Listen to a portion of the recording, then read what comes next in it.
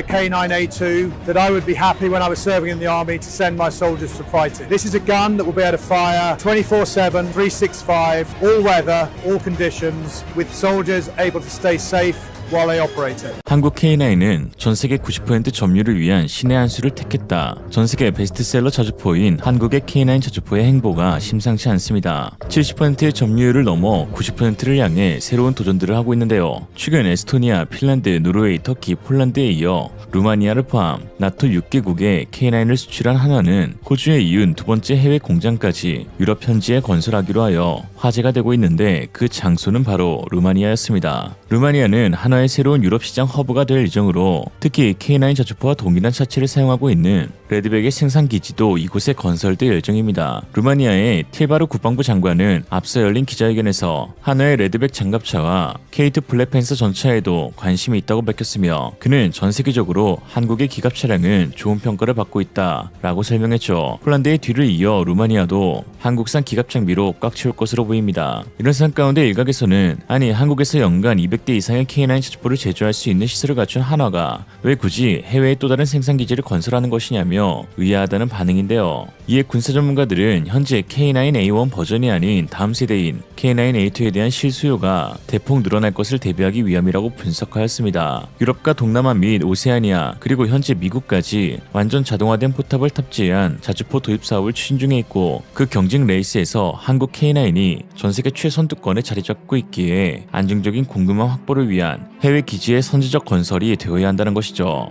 현재 이미 한국에서는 K9A2의 성능 개량이 시작되고 있는데요. 송탄 장전 장치의 완전 자동화를 통한 운용 인원 감소 및 더욱 빠른 분당 발사 속도 그리고 원격 사격 통제 시스템 등의 구비 등이 포함되었으며 2027년까지 완료 예정으로 현재 약 300문에 대한 개량 작업이 진행되고 있습니다.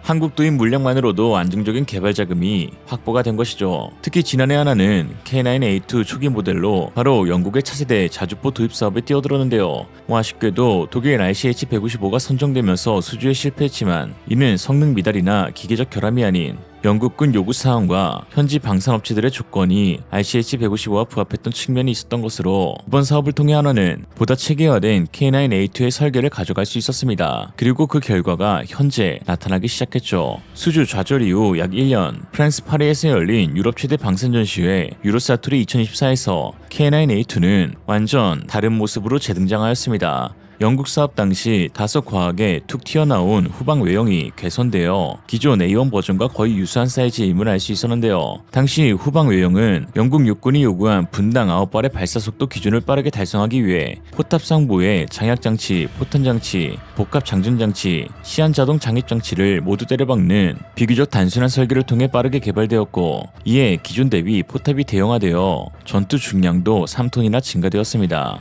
한화 측 전문가에 따르면 보기에는 균형이 맞지 않아 보이지만 무게 밸런스 때문에 뒤쪽으로 쭉 나온 형태의 포탑이 K9A2의 가장 좋은 밸런스를 갖게 한다고 했었죠. 그러나 최근 유로사토리에 공개된 K9A2는 이전과 달리 K9A1과 거의 동일하다고 할 수 있을 만큼의 후방 외형이었는데 즉 공간과 장비의 최적화 작업을 통해 사이즈 축소, 경량화, 재배치 설계에 성공했고 이로써 독자적인 모듈형 포탑 기술을 확보하게 되었습니다. 그리고 또 하나 여기에는 숨겨진 비밀이 있었는데요. 바로 이 모듈형 포탑 개발이 미국 팔라딘 자주포 개량 사업을 위한 신의 한 수가 되었다는 것이죠. XM1299가 나가리가 된 이후 미국 에르카 사업은 포신을 늘리고 장약을 때려박는 방식보단 포탄의 개량을 통해 사거리 증진을 노려왔었습니다. 그래서 기존 팔라딘 차체의 포탄만 바꾸는 형식 1번, 40년 이상의 유지기간이 보장된 새 자주포 플랫폼 형식 2번으로 동시에 진행될 예정이죠. 후보에서 알 수 있듯 전세계 각국의 차륜형, 궤도형 자주포들이 전부 수주를 위해 나섰습니다. 한화 K9은 물론 BAE 시스템의 뉴팔라딘과 아처, 라인메탈 RCH-155, AM 제너럴스의 브루투스 등이 있는데요. 여기서 가장 앞서 있다는 평가를 받았던 것이 바로 독일의 라인메탈이었습니다. RCH-155라는 세계 최초 이동식 사격이 가능한 차륜형 자주포를 만들었으며 특히 AGM 모듈형 포탑은 9발의 분당 발사 속도와 어떤 차체에도 구애받지 않는 호환성으로 주목을 받고 있죠. 그러나 한 가지 반전 소식도 전해졌는데 RCH-155는 첫 사격 시험과 달리 최근 영상에서 심한 반동으로 어려움을 겪는 모습이 포착되었고 이는 4호 이상의 고장약을 사용하면 바로 반동으로 골골되었던 것입니다. 또한 AGM 포탑 하나가 K9A2 완제품보다 비쌌기에 성능과 별개로 경쟁력이 뒤처진다는 평가를 받고 있죠. 이런 상황 가운데 유로스토리에서 공개된 새로운 모듈형 K9 포탑은 미국의 대규모 수준에서 다크호스가 될 수 있는데요. 최근 군사 매체 아미 리커그레이션에서는 하나에어로스페이스의 새로운 8x8 곡사포는 RCH-155와 세자르에 도전하며 70km의 타격을 보장한다 라는 제목의 기사로 차세대 한국형 자주포에 대해서 분석했습니다. 다음과 같은데요.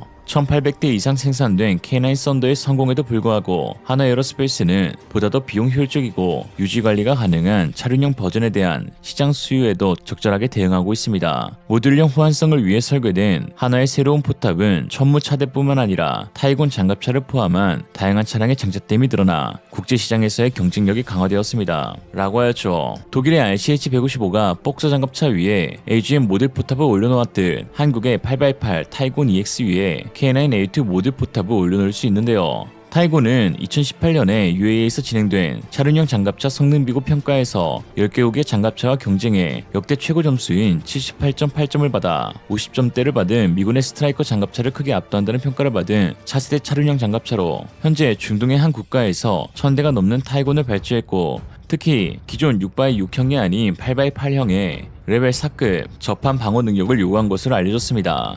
이렇게 개발된 8x8형이 때마침 차세대 차륜형 자주포의 차대로 사용될 수 있는 것이죠. 이어 매체는 다음과 같이 말했습니다. 현재 이 차륜형 자주포의 개발은 하나 내부에서 자금을 조달하고 있지만 회사는 다가올 수출 무기 시스템 개발 프로젝트를 통해 외부 자금을 조달할 수 있다고 믿고 있습니다. 위 프로젝트에서 성공하면 한화의 글로벌 시장 입지에 상당한 영향을 미칠 수 있으며 잠재적으로 AS21 레드백에도 영향을 끼칠 수 있습니다. 하나에어로스페이스의 새로운 8x8 자주포는 기존 차륜형 자주포 모델에 비해 여러가지 잠재적인 이점을 제공합니다. 방어력과 기동성, 고탑재 중량을 확보할 수 있으며 58구경 포신으로 업그레이드할 계획으로 70km 이상의 사거리를 달성할 수 있어 약 55km에 달하는 세제르 마크2 등 여러 경쟁 모델의 최대 사거리를 손쉽게 능가합니다. 게다가 하나의 새로운 포탑은 RCH-155에서 볼 수 있듯 모듈식 호환성을 위해 설계되어 기본 차체를 넘어 다양한 차량에 장착될 수 있어 상호 운용성과 다양한 군사 시스템과의 통합 용이성에 도움이 될 수 있습니다.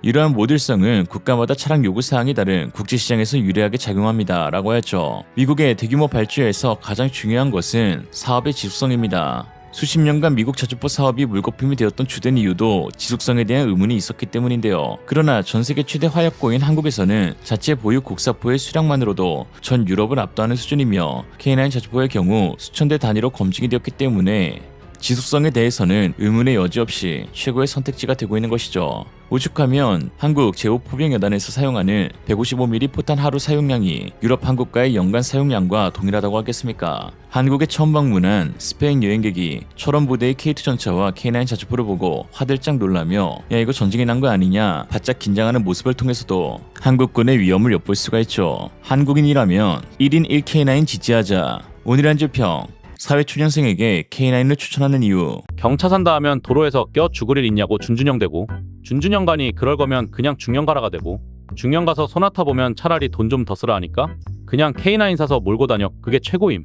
차가 화력하고 안정성이 최고.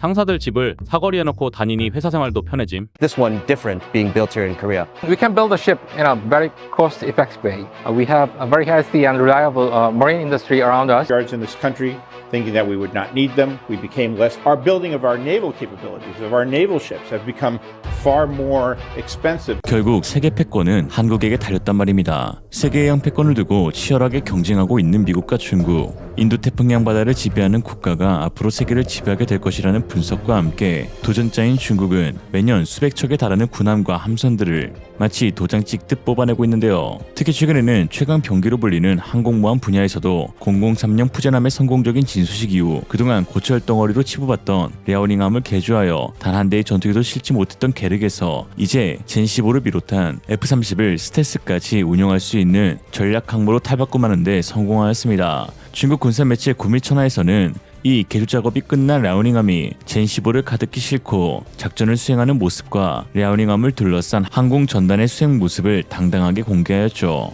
它在航母上第一次起飞是我操作的，是我放飞的，这个意义对我来讲足以荣光一辈子。当时一切都是从零开始，没有时装飞机配合，我们就找来了一些竹竿架起，仿照咱们飞机的长宽模拟起飞。虽然我们肩上扛的是竹竿，但心里想的却是那冲天一跃。3号位准备完毕。这一天，距离航母入列仅仅过去了59天。到我军里的最后阶段，新型的战机上舰，非常漂亮。那天天气非常晴朗，跟当年歼15首飞的天气基本上差不多。主桅杆上一面5线红旗，特别的鲜艳。看到那个场景，不由自主地哼出了那首歌，歌唱我们亲爱的祖国重新走向繁荣富强。另外一个班长说：“他说曲队长，你怎么这么激动，都唱歌了？”我说：“你看看这个画面感，难道你这个时候不想唱我们的歌唱祖国吗？特别是看着5线红旗在迎风飘着，我们的新型的战机在那开着车，马上就要进入起飞位。” 한편 중국 해군이 이제 이미 이뤄낸 양적 성장과 더불어 질적 성장까지 노리고 있는 와중에 미군의 해군력은 크게 쇠퇴하고 있다는 분석이 나와 충격을 주고 있습니다. 지난 9월 21일 해외 매체 디플로맷은 머지않아 중국 해군은 미 해군을 잠식시켜버릴 것이며 이대로는 희망이 없다는 무서운 경고를 내놨습니다. 현재 미국 해군은 예전의 모습과는 딴판입니다. 수십 년간의 끊임없는 바다에 대한 무지, 점점 더 고립주의적인 경향, 냉전 이후의 예산 삭감으로 인해 해군은 해마다 지속적으로 축소되었습니다. 오히려 줄었다는 것입니다. 1946년에 1248척의 거대한 함대에서 2016년에는 275척으로 줄었습니다. 물론 1946년 함대에 비해 훨씬 더 강력한 화력을 보유하고 있지만 전 세계의 위기에 배치하고 대응하기에는 충분한 수량이 아닙니다. 그 결과 인도태평양 지역에 항공모함이 단 한 대도 없습니다. 다른 항공모함은 정비 중이거나 방금 배치해서 돌아왔거나 준비 훈련을 하고 있어 중국이 필리핀과 같은 이 지역의 미국 동맹국에게 다시 한번 압력을 가하는 상황이 자꾸 발생하고 있습니다. 더 큰 문제는 이 선박 부족 문제를 해결하는 것이 미국 조선소에게는 더 많은 선박을 주문하는 것만큼 간단하지 않다는 것입니다. 일할 노동자도 충분하지 않습니다. 결과적으로 미국 해군 군함의 40% 미만만이 예정된 수리를 겨우 완료했고 거의 모든 새로운 조선 프로그램이 1에서 3년 지연되었습니다. 이에 매체가 말하는 정답은 하나로 서태평양의 동맹에게 있습니다. 한국입니다. 그들은 엄청난 조선 능력을 가지고 있으며 중국과의 승부에서 이미 이기고 있습니다. 특히 한국은 이미 자국 해군을 위해 이지스 구축함을 건조한 능력을 입증했습니다. 워싱턴은 과감한 조치를 취하지 않으면 중국을 상대로 계속 미 해군이 위축될 수밖에 없다는 걸 깨달아야 합니다. 라고 하죠. 이처럼 심화하는 중국 해군의 위협으로 인해 대안은 대안밖에 없다는 분석이 나오고 있는 것인데요. 언론들뿐만 아니라 미국 고위 정치 인사들 역시 한국의 도움을 받아야 패권 유지가 가능하다는 시각을 보내고 있습니다. 커트 캠벨 미국 국무부 부장관은 지난 18일 미국 역사상 가장 심각한 도전이라며 지금은 해군의 시간이고 해군 역량을 강화하기 위해 한국과 손잡아 건조 역량을 늘리는 것이 향후 10년간 해야 할 가장 중요한 일이라고 덧붙였습니다. 커트 캠벨 부장관이 다소 호들갑스럽게 말했던 이유는 결국 해군에서의 양적 우세는 전시의 중요한 이점으로 작용하기 때문입니다. 미 싱크탱크가 발간한 최근 보고서에 따르면 세계전사에서 규모가 더 큰 국가가 승리한 경우가 28번 중 무려 25번에 달하였습니다. 그러니 이순신 장군이 수중 열세에서 23전 23승을 해낸 것은 레전드 오브 레전드인 것이죠. 즉 다시 말해 미중 세계 해양 패권에서 양적인 우위는 결국 가장 중요한 포인트이고 이에 미국이 새로운 군함 건조와 기존 함선의 MRO 사업에 패권 여부가 달렸다는 것입니다. 최근 미국 매체 월스트리트저널에서는 미국이 중국을 압도하고 싶다면 한국의 힘을 빌리라는 조언 섞인 다큐멘터리를 공개해 화제가 되고 있습니다. 한국 현대중공업의 실제 공장에 방문했던 리포터는 철저한 미국과의 비교를 통해 왜 한국이 세계 최고인 줄 알게 되었다는 놀라움을 드러내었죠. 이처럼 현재 한국과의 협력은 미국 조선업 재건의 필수 요소로 지목되고 있습니다. 하나오션이 지난 6월 미국 필라델피아의 필리조선소 지분 100%를 1억 달러 약 1380억에 사들이자 카를로스 델토로 미국 해군성 장관이 곧장 해군 홈페이지에 한화의 필리조선소 인수는 우리의 새로운 해양치국의 판도를 뒤집는 중요한 사건이라는 성명서까지 올렸습니다. 한화는 미 해군 사령부와 함정정비협약 MSRA를 체결했는데요. 이는 한국 최초였죠. MSRA는 미 정부가 높은 유지, 보수 품질과 기술을 갖춘 조선업체와 맺는 인증 협약으로 하나오션은 앞으로 5년간 미 해군이 규정한 함정에 대한 MRO 사업 입찰에 공식 참여할 수 있는 자격을 획득하게 되었습니다. 이 밖에 H현대중공업, H한국조선해양, SK 등도 내년에 본격적인 미 해군 MRO 사업 참여가 점쳐지는데 글로벌 시장조사기관 모두 인텔리전스에 따르면 세계 해군 함정 MRO 시장 규모는 올해 577억 6천만 달러, 80조 원으로 관측되는데요. 이 중 미국 함정 MRO 규모만 매년 약 20조 원 규모로 추산됩니다. 미국 사업에서 MRO가 치중된다면 동남아시아는 새로운 한국의 군함을 발주하는데 애쓰고 있습니다. 특히 필리핀은 중국의 남중국해 폭정에 대응하기 위해 HD 현대중공업의 호위함 2척, 초기함 2척, 원해 경비함 6척 등 10척의 함정을 발주한 바 있는데요. 최근 3,200톤급 필리핀 초기함 1번함인 미겔 말바르함의 진수식이 6개월 앞당겨져서 열렸고 2차 현대화 사업의 12척 호위함 역시 한국에서 발주할 가능성이 매우 높은 상황입니다. 이런 걸 두고 중나한대라 하죠. 중국이 나댈수록 한국이 대박난다. 2022년 러우 전쟁을 통해서 한국 방산업체가 눈부신 성장을 이뤄낸 것처럼 미중 패권 전쟁 속에서 한국 방산업체들은 이전과 비교할 수 없을 정도로 엄청난 성장을 이뤄낼 것으로 보입니다.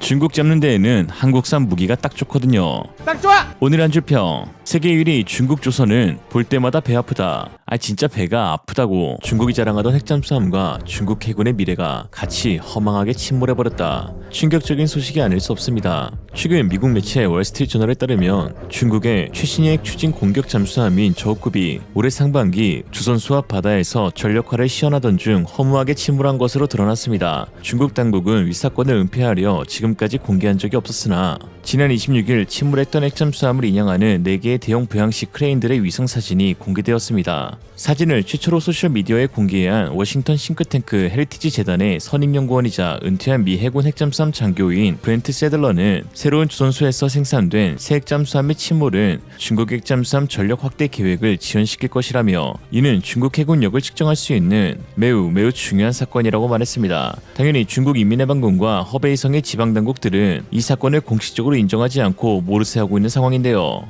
전직 미국 잠수함 장교인 토마스 슈가트는 배 전체가 물로 가득 찼을 것이라며 모든 전자장비를 수리해야 하고 전기 모터도 교체해야 하며 이는 많은 작업이 필요할 것으로 중국의 최신의 잠수함의 인도 시기가 더 늦어질 것이라고 설명했습니다. 중국 잠수함 전력화가 늦어지든 말든 사실 그보다 한국 입장에서 더 짜증나는 건 중국의 막장 핵잠이 바닷속에 깔아앉으면서 충격이나 외부 압력으로 경남 용기가 파손되어 방사성 물질이 외부로 유출되지 않았을까 하는 우려가 있다는 것입니다. 특히 해당 지역이 허베이성의 양쯔강으로 서해 대부분의 쓰레기의 시발, 점이기 때문입니다. 만약 중국 핵잠수함에 방사성 물질이 유출되었을 경우 이는 서해 바다로 흘러가게 되는 것이죠. 슈가트는 이 잠수함이 아직 출항하지 않았고 원자로도 높은 출력으로 가동되지 않았을 것이기 때문에 핵 유출 위험은 낮았을 것이라고 말했습니다. 아무튼 참 중국이라 쓰고 민폐라 읽는다. 한편 침몰했던 중국 핵잠수함이 이번에 새롭게 개발된 저우급이라는 데에서 충격을 주고 있는데요. 세계 패권을 두고 미국과 경쟁하고 있는 중국은 공군력에서는 격차를 줄이는 것이 불가능한 상황이고 이에 해군에 막대한 예산을 투입하여 각종 구축함, 핵잠수함, 항공모함들을 도장짓듯 건조하고 있습니다. 실제로도 많은 미국 전문가들은 중국 해군력이 미 해군을 앞섰다는 평가를 내리기도 하였죠. 그러나 결국 이번 사건을 통해서 중국 해군력의 실체가 드러나게 된 것인데요. 저급 공격 핵잠은 기존 샹급 대비 더 향상된 은밀성과 무장 시스템을 갖추고 있는 게임체인저로 중국 방위산업체의 모든 첨단 기술이 집약된 무기체계였습니다. 중국은 해당 잠수함을 통해 본격적으로 미국과 러시아 핵잠에 준하는 성능을 목표로 하였지만 결국 기본 중에 기본도 갖추지 못한 잠수함은 아무도 모르게 물밑속으로 빠져들어갔죠. 확실히 은밀성은 향상된 듯. 사실 그동안 중국의 잠수함은 그 종류와 시기에 상관없이 크고 작은 결함들을 선보였는데 2003년에는 디젤 잠수함이 명급 361호가 훈련 중 기계적 결함으로 인해 모든 승조원 70명이 사망하는 사고가 발생하였습니다. 당시 디젤 엔진의 환기 시스템 문제가 발생하여 산소 부족으로 인한 질식 사고로 추정되고 있죠. 2018년에는 남중국해에서 작전하던 중국 핵잠이 레이더 탐지 실패로 암초와 부딪히는 사고가 발생했고 2021년 탕급 잠수함은 소음 문제와 기술적 결함으로 인해 일본 잠수함에 의해 지속적으로 꼬리를 잡혀 잠수함의 최대 강점인 은밀성이 전혀 없다는 것이 드러났습니다. 특히나 이번 사건에서 드러난 또 하나의 충격적인 사실도 있는데요. 해당 핵잠수함을 건조하고 전력화를 시도했던 장소가 바로 우한이었다는 것입니다. 우한은 코로나 바이러스가 최초로 창궐한 도시이기도 하지만 중국 해군의 미래를 설계하는 최대 해군 도시로 꼽히는데요. 중국 내륙에 위치한 우한을 해군 도시라고 말한다면 의아해하시는 분들도 계실 것입니다. 그러나 우한은 무려 15개의 항구를 가진 대항구 도시이자 중국 해군 기술력에 있어 가장 중요한 도시 중 하나입니다. 단지 해안이 아닌 강 안에 위치해 있을 뿐인 것이죠. 우한은 아시아에서 가장 긴 강인 양치강이 지나는 도시입니다. 그리고 이곳 우한엔 중국 최대의 잠수함 건조 시설인 우창 선박 중공업 집단의 우창 주선소가 있죠. 내륙 깊숙한 곳에 위치해 적의 정찰이나 공습으로부터 안전하고 더욱이 양치강까지 흐르는 우한이야말로 각종 기술 개발과 함대 건조 사업을 은밀히 추진하는데 최적의 장소라고 할 수 있습니다. 또한 주선소 맞은편에는 중국 해군 전투함 설계 개발의 산실인 해군 공과대학과 중국 선박 중공업 집단 산하 제701 연구소 시설들도 있습니다. 우한을 해군 도시라고 부를 수밖에 없는 이유가 여기에 있는 것이죠. 특히 양치강은 웬만한 바다와 견주는 수심과 길이를 지니고 있는데요. 이 강의 길이는 무려 6,300km이며 폭은 최대 17km에 달하며 수심은 150m에 달합니다. 덕분에 이 강에는 바다에서 떠다니는 모든 군함 및 상선들이 전부 다닐 수가 있죠. 특히나 우한의 우창주선은 잠수함 역사가 상당히 깊은데 이미 1960년대 소련의 로미오급을 복제해 중국 최초의 실전용 잠수함인 033형을 설계 제작한 곳으로 위 잠수함의 코드명이 우한급인 것은 바로 이 우한에서 만들어졌기 때문입니다. 그리고 이후 핵잠을 갖기 전까지 035형 민급과 039형 송급, 041형 위안급 등 모든 재래식 잠수함을 우한에서 개발했고 대부분의 물량을 우창주선에 맡겼죠. 우창주선소의 사이트를 들어가게 되면 제작 카테고리 최상위에 올라와 있는 품목 역시 잠수함일 정도로 잠수함에 대한 자부심이 매우 높은 주선소입니다. 그런데 이런 주선소에서 맘먹고 개발한 저급 핵잠수함이 모든 테스트를 마치고 전력화를 시도하던 중에 침몰하게 되는 대형 사고가 발생했으니 역대급 상황이라고 할 수 있는 것이죠. 중국 네티즌들은 현실을 받아들이고 싶지 않았는지 우한은 양치강에 있는 내륙 도시이고 양치강은 핵잠수함이 상류로 항해하기에는 너무 얕다며 중국은 이 빌어먹을 양치강에 핵잠수함을 배치한 적이 없다고 바락바락하고 있습니다. 그러면서 미국의 월스트리트저널이 가짜 뉴스를 조작하고 있다고 부들부들대었죠. 가짜의 나라 중국에서 가짜 진짜를 논하다니 보기 참 민망하군요. 중요한 건 중국이 그렇다면 아닌 거고 아니라면 그런 거다. 중국 잠수함들의 연이은 사고로 인해 중국의 잠수함 기초 건조 기술력에도 의구심이 드는 상황입니다. 특히 엔진 구동 계열 및 소음 감수 기술, 내구성과 같은 기본적인 기술 요소에서 한국에 비해 상당히 뒤처진다는 것을 알 수 있었는데요. 이는 독일로부터 기술 이전을 받은 두 국가 한국과 중국의 현재 모습을 통해서 다시 한번 느낄 수 있습니다. 중국은 독일 MTU사를 통해 손급 잠수함에 독일산 엔진을 적용하였습니다. 그리고 해외 수출용 제품에도 검증되고 신뢰성 높은 독일산 엔진을 차용했었는데요. 그러던 중 유한급을 개발하던 시기부터 독일 MTU 396 엔진을 기반으로 개발된 CHD620이라는 중국산 엔진을 사용하게 되었습니다. 그러나 기술 이전을 받았음에도 중국산 CHD620 엔진에는 수많은 결함들이 발생하였는데요. 이로 인해 태국 해군이 구매하려던 잠수함에 원래 계획되었던 독일산 MTU 396 엔진 대신 중국산 CHD620 엔진이 사용되자 태국 해군 측은 이 엔진의 성능과 신뢰성에 대해 우려를 나타내며 독일산이 탑재되지 않으면 계약을 취소하겠다고 하였고 결국 독일의 금수 조치로 인해 계약은 무산되었습니다.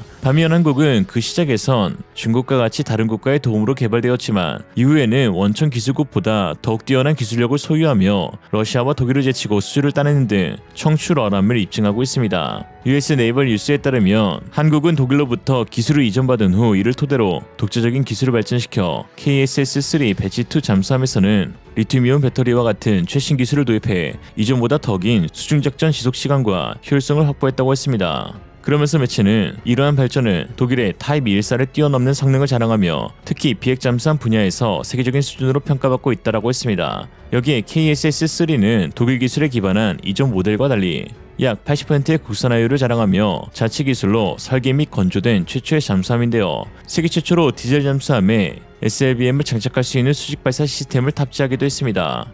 같은 기술을 받았지만 중국은 겉모습만 복제하는 데 급급했을 뿐 창의적인 혁신을 이루지 못한 반면 한국은 그 기술을 자신의 것으로 소화하여 더 나은 기술을 만들어내었습니다. KSS3처럼 단순한 베끼기로는 결코 도달할 수 없는 기술 자립의 경지를 이뤄냈고 이제 우리는 단순한 추격자가 아니라 기술을 리드하는 선도국으로 자리매김하고 있습니다. 이처럼 끊임없는 도전 정신과 독창적인 발상이 오늘날 한국을 폐허의 땅에서 글로벌 리더로 자리잡게 했으며 이는 우리 후손들에게 자랑스럽게 물려줄 수 있는 미래를 위한 자산이 되었습니다. 누군가는 말합니다. 한국산 무기는 그저 외국에 좋다는 기술들을 국산화하여 하나로 합친 것뿐 아니냐고. 그러나 그뿐인 그 기술을 세계 아무도 해내지 못하고 있습니다. 한국을 제외하고 말이죠. 통합과 융합은 결국 기술력입니다. 그리고 거기서 새로운 창조가 탄생할 수 있는 것이죠. 기술의 힘, 도전의 정신, 그리고 결코 멈추지 않는 열정이야말로 지난 반만 년 동안 우리를 괴롭혀왔던 주변국, 그 국가에게 대항할 수 있는 가장 강력한 칼이 아닌가 싶습니다. 보고 있나 시진핑, 오늘의 한 줄 평.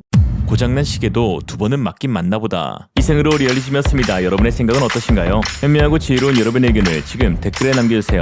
감사합니다.